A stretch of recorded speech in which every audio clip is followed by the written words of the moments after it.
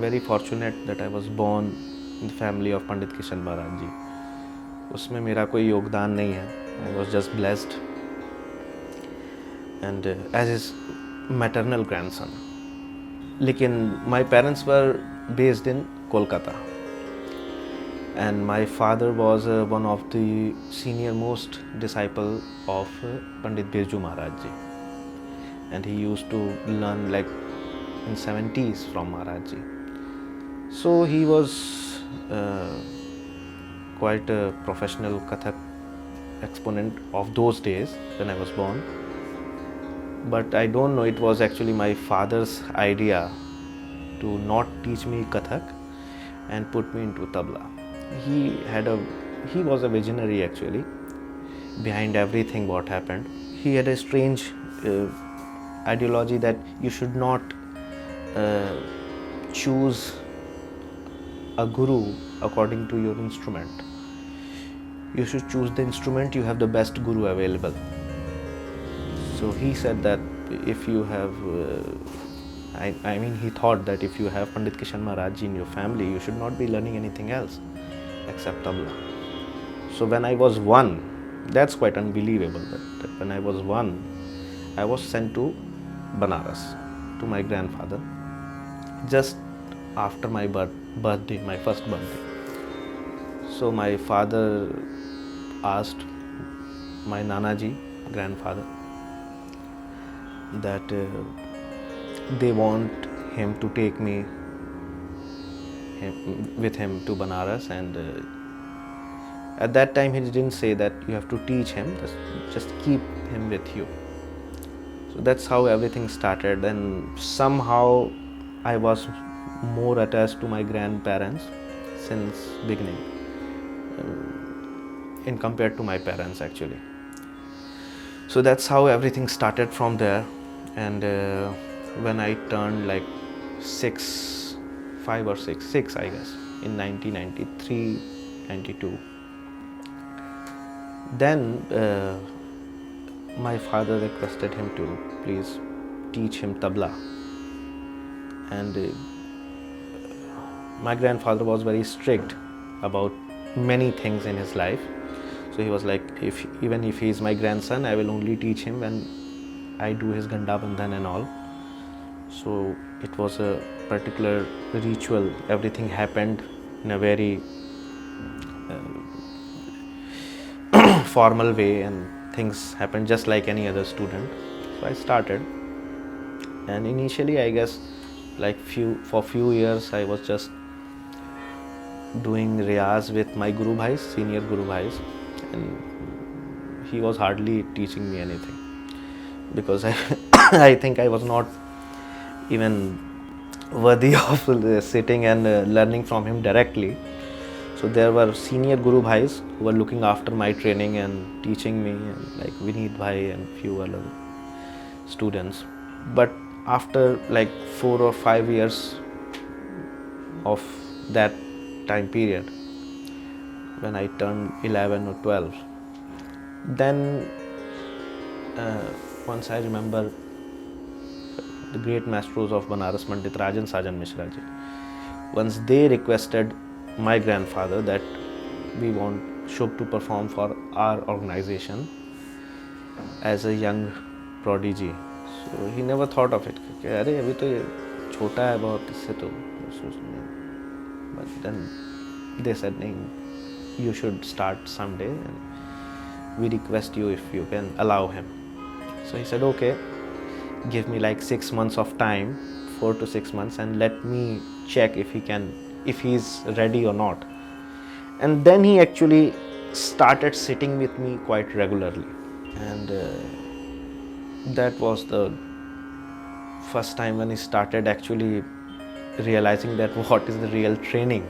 It's not only about practicing with your Guru Bhais and doing all that stuff, but also going beyond, pushing your capabilities, and how it is actually to play an hour concert on stage, because it's totally different from what you play in the music room. As they say that it's like thousands hours of practice is equal to 1 hour of stage performance. So it's concentrated totally. So somehow I gained a little bit of trust in him in like 4 to 5 months. Then he said, okay, then you can play now. So then I played my first concert in Banaras only for Gritma, that old organization of Pandit Rajan Sajan Mishra ji. And then I started from there, and then my second concert was in Ahmedabad, Saptak. And in 2001, slowly and slowly then journey began. And I guess since then things are getting more tougher and tougher day by day, I guess. It's not getting easier, I would say. And after like 3 or 4, 5 years, I started playing Sangat. I started accompanying instruments and vocal, and because before that I was just playing solos everywhere. It was just like introduction, and I was just memorizing everything I had played in a solo, and I was repeating it every time. But accompanying an instrument or a vocal is totally absolutely different. So then I started working more spontaneously, that what I have to do on stage and what. Then you can't prepare from home. You can't just do your homework and go on stage. That's not how it works. तो फिर उसकी training अलग, that how you should function that. If you are sitting with some, for example, if you are playing with Kathak dance, or you are playing with vocal, if you are playing with instrument, so everything is so different. For a tabla player, you need to have that range of capacities to work on, and it's quite hard. So the journey is going on. Let's see. Hoping for the best.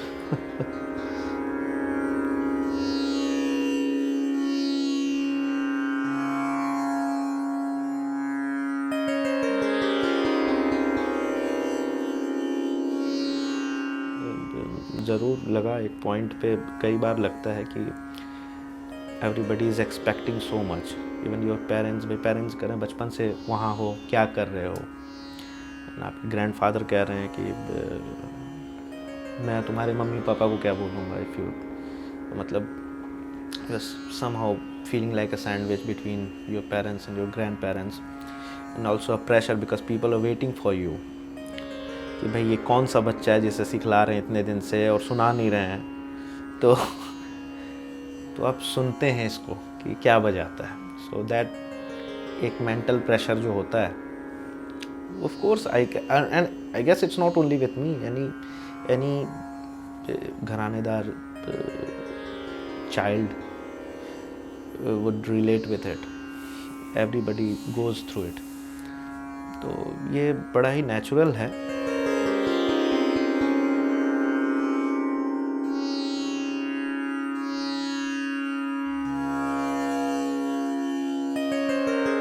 अब क्योंकि classical music में देखिए वो journey इतनी लंबी है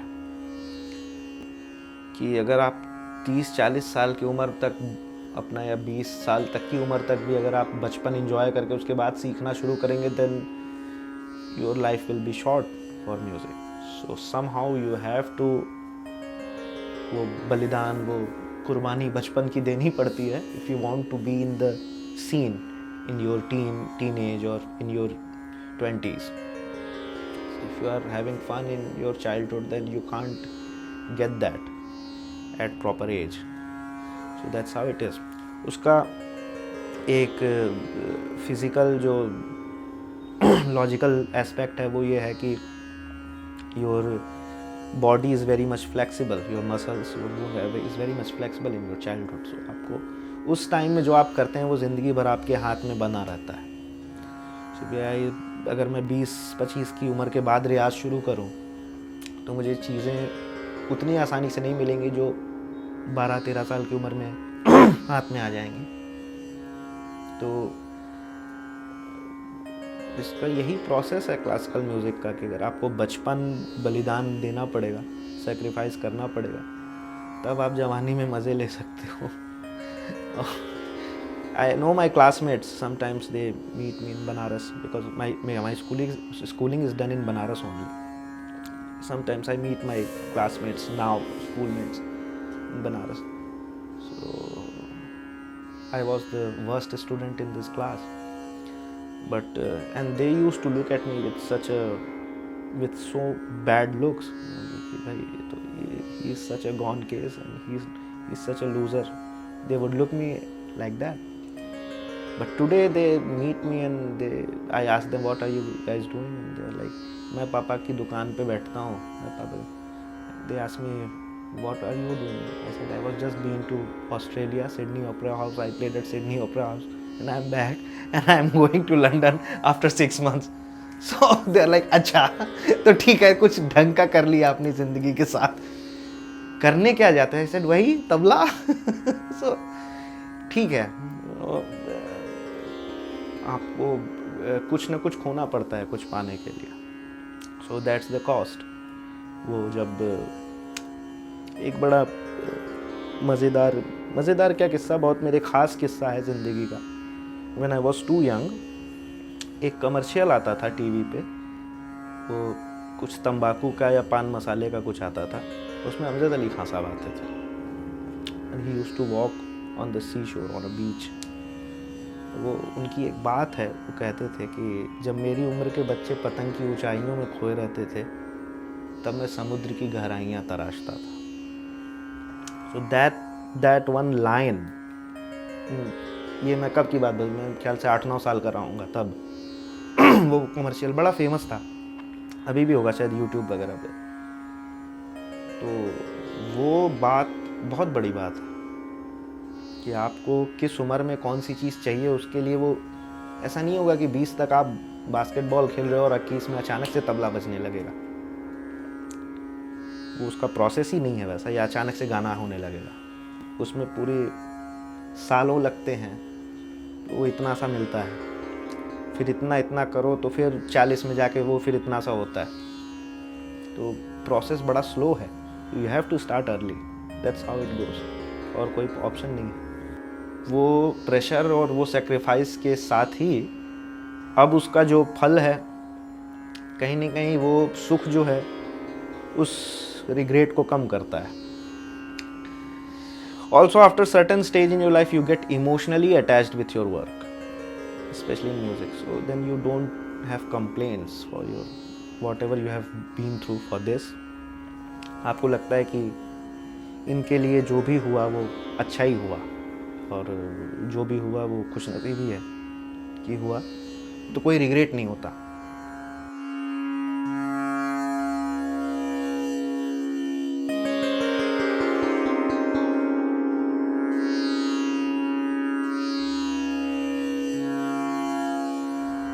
He was really very strict, really strict, beyond explanation, beyond stories, because he was very old school actually. Musically उनका जो विचार था वो बहुत ही ट्रेडिशनल, और उनका जो अपना अनुभव कह सकते हैं उसमें रिलेवेंस इतना दूर का होता था कि आप अंदाज़ा नहीं लगा सकते एज ए स्टूडेंट कि किस चीज़ को वो किस चीज़ से कनेक्ट कर रहे हैं. फॉर एग्ज़ाम्पल ऐसे तो बहुत सारी स्टोरीज़ हैं, लेकिन एक बार उन्होंने उनके बहुत ही ख़ास स्टूडेंट हैं संदीप दास जी, जो अब बॉस्टन में हैं, तो उनको एक बार बोला कि रियाज़ करने आते हो पहले ज़रा सा झाड़ू लगाओ. You should broom the room first before you start riyaz. So he was brooming and he was not brooming properly. So he took the jhadu and started brooming himself. And he said, look, if you can't broom properly, you can't play tabla. So that was the connection. So it didn't make relevance to or sense, any kind of sense to young students. कि भाई क्या लेना देना, झाड़ू से क्या लेना देना उसका. He was very much strict about balancing your lifestyle. Sleep, don't sleep less, but don't sleep more. Eat, but don't eat less or don't eat more. You have to be in your consciousness. जिसको Buddhism में भी है, उसको कहते हैं कि आपको वो बैलेंस रखना है लाइफ में अपनी हर जगह, तभी आपके गाने बजाने में बैलेंस आएगा. So sometimes he was so disappointed on such a small thing, but it was small for us but not for him, कि भाई कमरे में आए, ये पंखा इतना फास्ट क्यों चल रहा है, इतनी गर्मी कैसे लग रही है तुम लोगों को. उसको एक सही जगह पे चलाओ. मतलब ये कोई बात नहीं है गुरु को गुस्सा होने के लिए, लेकिन अभी मैं देखता हूँ कि यार बात तो सही है, उससे आवाज़ भी ज़्यादा हो रही है और एक अजीब तरह का वो डिस्कम्फर्ट कर रहा है अगर पंखा बहुत फास्ट चल रहा है. लेकिन उस टाइम में अब आप रियाज कर रहे हैं, अब आपको सबसे ज़्यादा गर्मी में एकदम. So that was his approach towards life. And being an extraordinary गुरु, वो भी अब 70 साल के, तो अप्रोच और थॉट प्रोसेस में पूरा ज़मीन आसमान का अंतर होता था. तो उसमें बड़ी दिक्कत हो जाती थी. डिसिप्लिन उनको था कि if you are not discipline you can't learn classical music. And discipline like that कि if I am standing with all other my guru भाईज and he enters the room, we can't sit by ourselves. So sometimes he was busy in his phone call, or maybe he's talking to someone else. So nobody of us can sit. Even I can't sit. And then he used to turn around, बैठो तो बैठ गए. Sometimes he was not noticing us, and then we had to stand for like 1 hour, maybe more. He was very precise. बहुत जो चीज़ जैसे चाहिए वैसे ही चाहिए. When he was preparing for my first tabla solo concert, so he asked a harmonium player to help me and for the guide me with riyaz and all. And every day he was sitting to teach me. And even one na or one bol or just one phrase, he used to give almost like an hour or 2 hours, not going further. नहीं अभी ये ठीक नहीं हुआ, कल फिर इसी को करना. Time is passing. I have to play a tabla solo like after 20 days or maybe a month, and not even 2% of thing is done because you are so slow. You are teaching so slow, but that's how he was teaching. That was his way of teaching. Also, Banaras is a different place. Still, Banaras has a different characteristic, you can say. So, and Banaras like 20 years back was more old school. It's not something like you see nowadays around us. It was very different. तो वहाँ पे उस जगह का भी फ़र्क पड़ता है. वहाँ पे उनके जैसे जो गुरु हैं वो everything is functioning very slow and very steady, and you have to be very patient to learn from him. He is very strict. तो उन चीज़ों को साथ में लेके बहुत बहुत मुश्किल था उनके साथ सीखना. And he was a pet lover. उनके जितने पेट्स थे सबकी सेवा स्टूडेंट्स करते थे. तो चिड़िया, कुत्ते और वो सारे जो हैं, but there was no discrimination between students and family members. तो मेरे मौसी भी करते थे.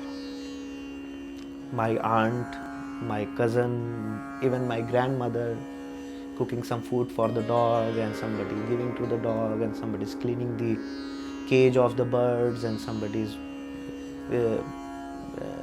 taking care of the plants in the garden. तो ऐसा नहीं कि चेले काम कर रहे हैं और घर वाले आराम कर रहे हैं. So that's something very remarkable. And sometimes, not always, but mostly, even Maharaj ji used to be involved into it.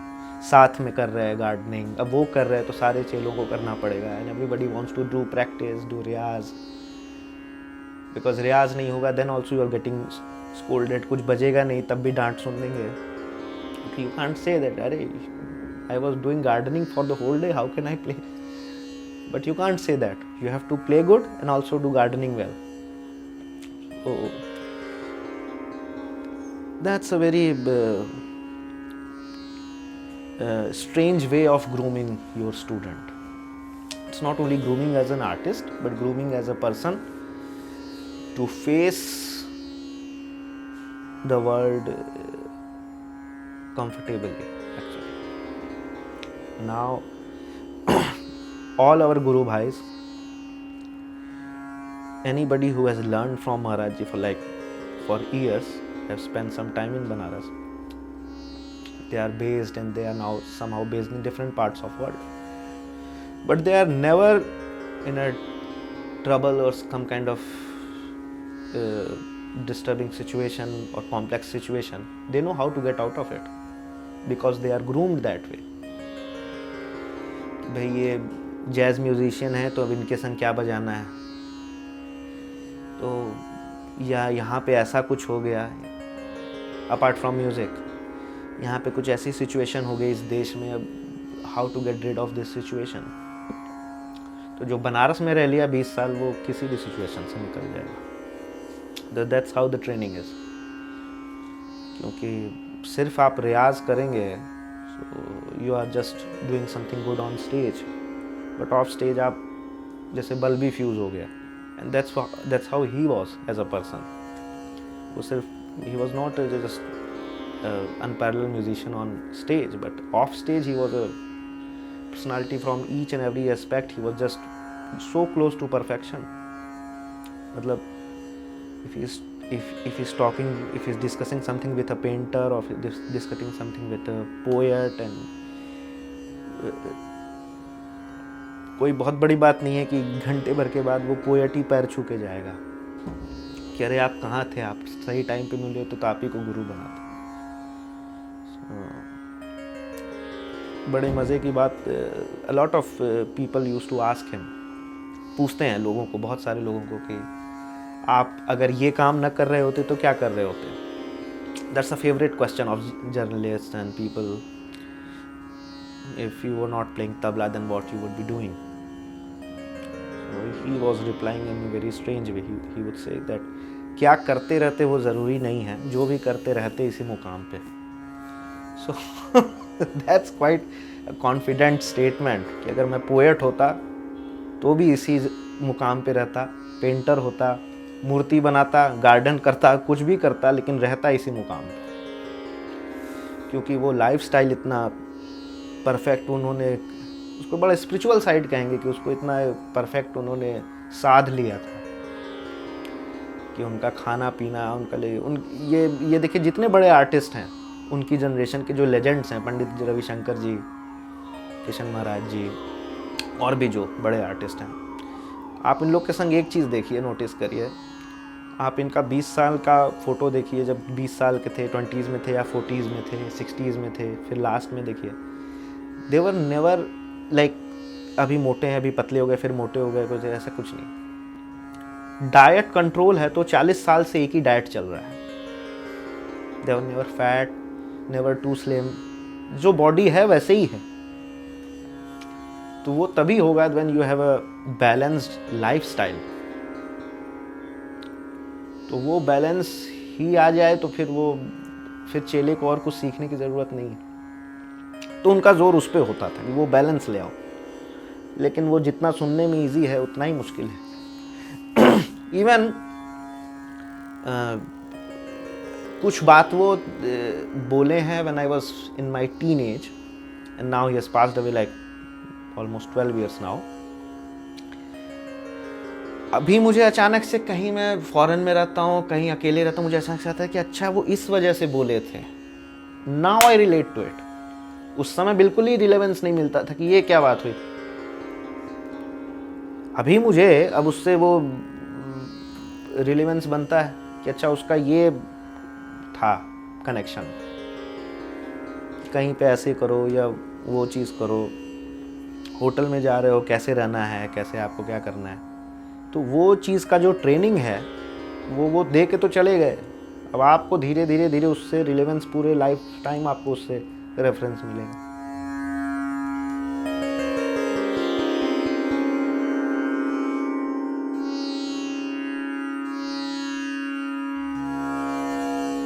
मतलब गुड और bad?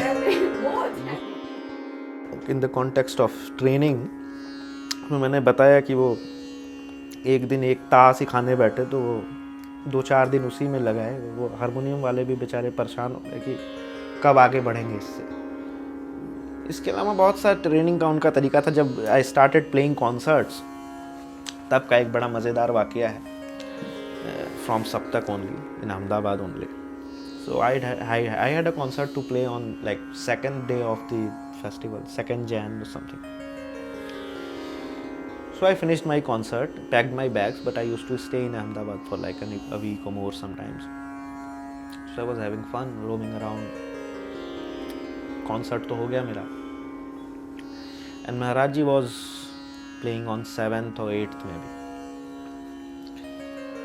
And suddenly on just a day before his concert he says, तुम भी बजा रहे हो मेरे साथ.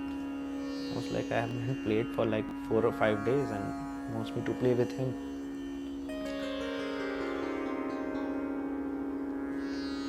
अच्छा, मज़ेदार चीज़ है, you can't say no. He is not asking you, just informing you, तुम भी बजा रहे हो मेरे साथ. अच्छा. So you can't nod, you can't say no, you are just like, क्या करना है. And then he's back to his daily schedule and he's nothing beyond after that. कि भाई क्या बजाना है, कब बजाना है, कुछ बैठना है, नहीं बैठना है. And playing with him at Saptak, and it was like I needed almost like 6 months to get prepared. लेकिन उनका जो तरीका था ट्रेनिंग का, शायद वो जानबूझ के करते थे ऐसा. I realized it that he was doing it intentionally after some times to put you in that situation and then see that how you get out of it. So I didn't say anything. And in the evening he was watching TV or something. And I was like, he's watching TV and I have to play tomorrow. I just went to him and I just gained a lot of courage to speak. That can we sit for a small rehearsal? So he took it really bad. He said, you are not grown enough to do rehearsal with me. I said, okay. I didn't mean that, but anyways, so I realized that things have gone wrong. Better to not say anything more than this. I said, okay. So next day we went to the auditorium and I was with my tabla almost shivering. And we sat in the green room. And the best thing is he's not playing anything in the green room as well. He just tuned his tabla and just, ठीक है. So you have no clue what is going to happen on stage. So then the concert started and there were Fazal Bhai and a lot of tabla players in front, Kumar Bose ji, people. And he was playing dhamar.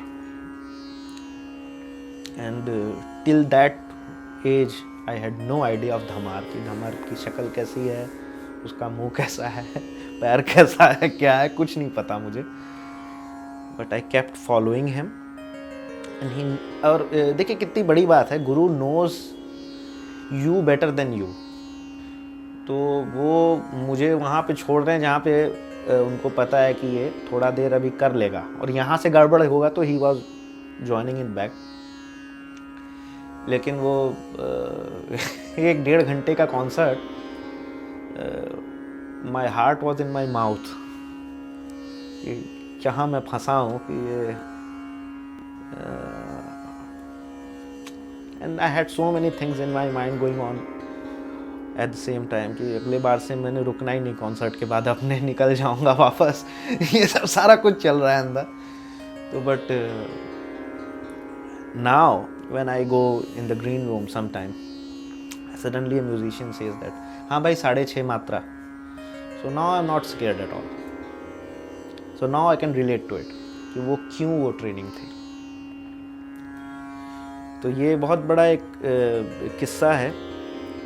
वो तो बस डांट के चले गए, उसको clear नहीं किए, लेकिन वो क्लियर अब होता है टाइम के साथ जब ऐसी सिचुएशन में आप फंसते हैं।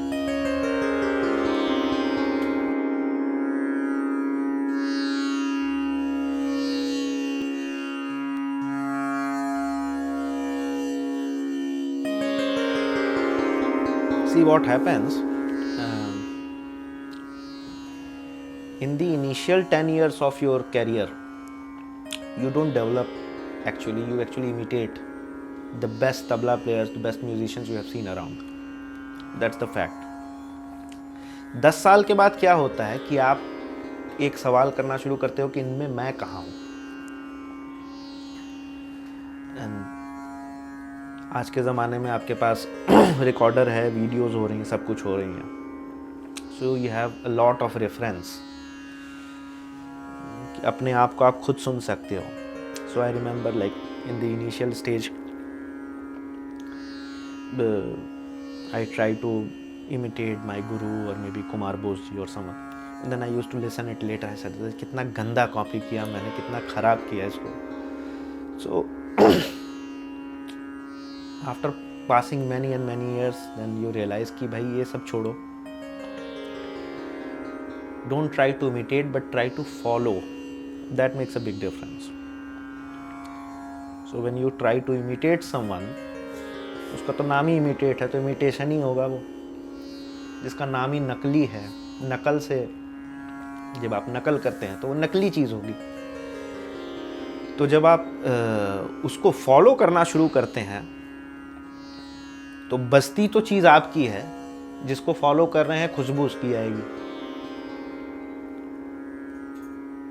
तो ये जो डेवलपमेंट का एस्पेक्ट है ये बड़ा ख़ास है, जो सभी स्टूडेंट्स को समझना चाहिए।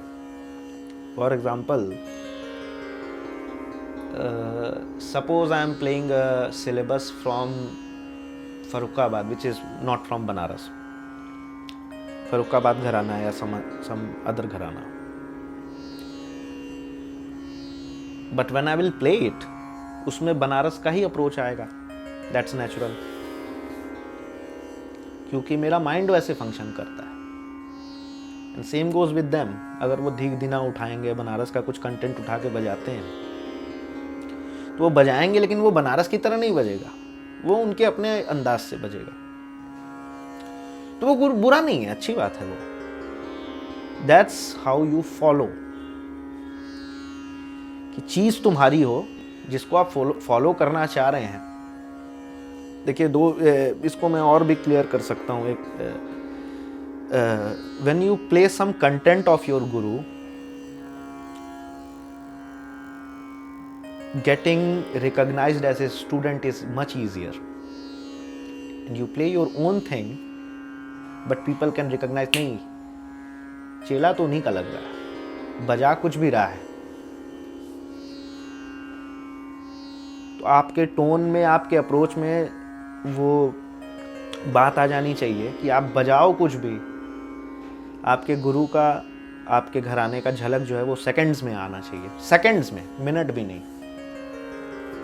वो तबला मिला के ही हाथ रखा, उतने में समझ में आ गया कि ये बनारस का है।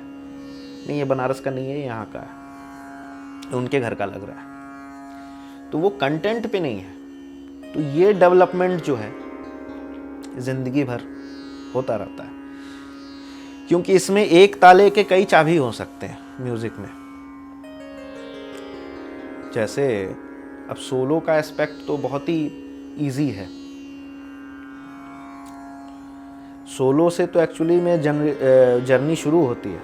यू स्टार्ट अकॉम्पनिंग अदर म्यूजिशियंस, तो अरीना बड़ा हो जाता है। अब उसमें कई बार ऐसा होता है कि सपोज माई को आर्टिस्ट इज प्लेइंग झपताल और may be is playing dhamar और समथिंग।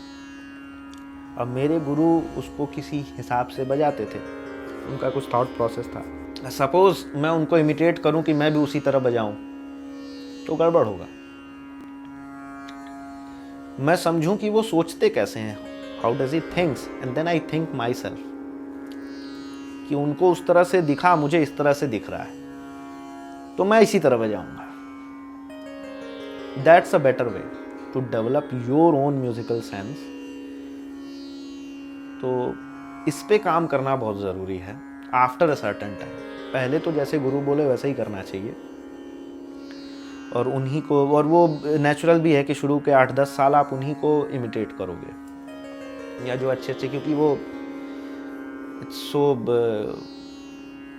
हॉन्टिंग कि आप ऐसा ऐसा तबला सुनते हैं, ऐसे ऐसे म्यूजिशियंस को देखते हैं जब आप कॉन्सर्ट्स में जाते हैं, फेस्टिवल में, तो उसका एक असर होता है आप पे। स्टेज पे मैं भी उस तरफ करूँगा, लेकिन फिर वो धीरे धीरे धीरे उससे निकलना भी ज़रूरी है। वो एक फेज़ आता है सबकी लाइफ में, तो you need to go through that phase and go beyond that phase, तब वो फिर अपनी डेवलपमेंट की जर्नी स्टार्ट होती है।